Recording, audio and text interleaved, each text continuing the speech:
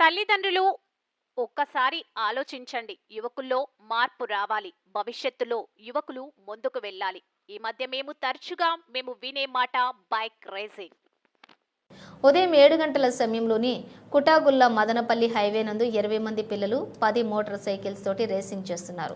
సమాచారం వచ్చి మేము అక్కడికి వెళితే మమ్మల్ని చూసి వారు పొలాల్లోకి గుట్టల్లోకి పరుగున వెళ్లారు. వాళ్ళని పట్టుకునే ప్రయత్నం చేద్దామంటే ఎక్కడ స్పీడ్గా వెళ్ళి కింద పడి కాళ్ళు చేతులు విరగొట్టుకుంటారో, ఎక్కడ ప్రాణాల మీదకు తెచ్చుకుంటారో అని భయం. అసలు తల్లిదండ్రులకు తెలియకుండా అంత విలువైన బైక్లు వారికి ఎక్కడి నుండి వస్తాయి? ఆ బైక్ను రేసింగ్కు అనుగుణంగా మార్చిన తర్వాత వారి ఇంటి వద్ద వాటిని ఉంచినప్పుడు తల్లిదండ్రులు గమనించారా? వారికి అంత డబ్బులిచ్చేది ఎవరు? డబ్బులు లేకుండా అంత విలువైన బైక్స్ వారికి ఎలా వస్తాయి? వారి అలవాట్లు ఏమిటి? అంతా ఉదయం పూట, మధ్యాహ్నం, రాత్రిపూట ఎక్కడికి వెళ్తున్నారని తల్లిదండ్రులు వారిని అడుగరా?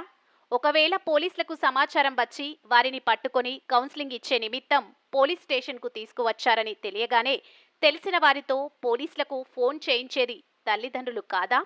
వారు మోటార్ సైకిల్ బయటకు తీసుకున్నారు అంటే పిల్లలకు కనీసం డ్రైవింగ్ లైసెన్స్ ఉందా అని తల్లిదండ్రులు చూడరా? వారి సంగతి సరే, వారి వలన ఇతరులు ప్రమాదానికి గురైతే వారికి జవాబుదారీ ఎవరు? పిల్లలా? తల్లిదండ్రులా?